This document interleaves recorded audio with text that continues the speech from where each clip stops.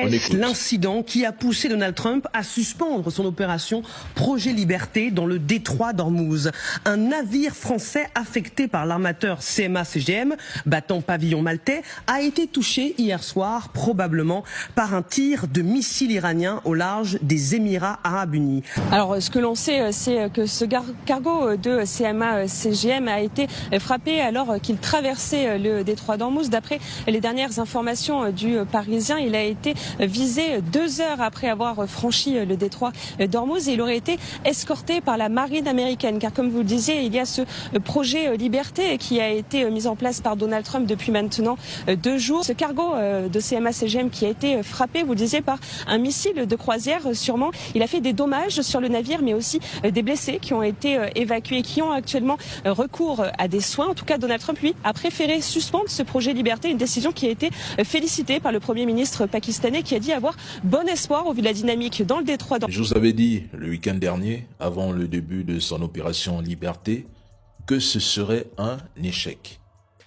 Trump annonce des bombardements plus violents, puis affirme dans le même temps que la campagne de bombardement est terminée. Honnêtement, pour ceux qui soutiennent Trump dans cette guerre, j'ai l'impression que vous êtes complètement étourdis, perdus, face à ces contradictions, sans savoir comment le défendre. Et je repose la même question depuis 3 semaines. Quel type de bombardement Trump pourrait encore mener aujourd'hui, qui n'est pas déjà mené depuis le 28 février? Trump est sous la pression des marchés.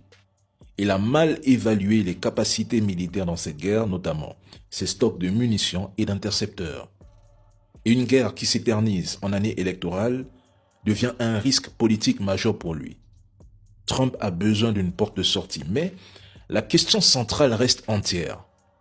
Comment quitter cette guerre sans avoir atteint les objectifs annoncés?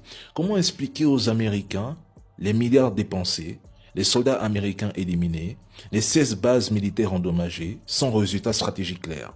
Comment justifier auprès des alliés l'incapacité à ouvrir, à les sécuriser ou sécuriser durablement le détroit d'Ormuz? Pour moi, les négociations tournent déjà au ridicule pour les États-Unis. Les dirigeants radicaux actuellement au pouvoir en Iran ne céderont ni au chantage ni aux menaces américaines.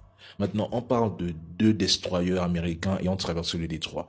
Mais ceux qui en parlent évitent de mentionner que plus de 25 navires iraniens chargés de pétrole ont contourné le supposé blocus américain.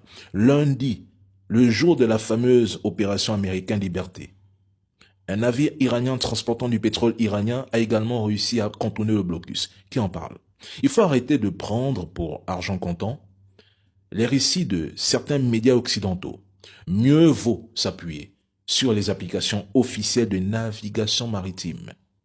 Elles donnent des informations plus fiables, plus crédibles sur le trafic dans le détroit d'Ormuz. C'est tout. Le reste pour moi, ce n'est que de la propagande. C'est juste une façon de fabriquer un récit de victoire.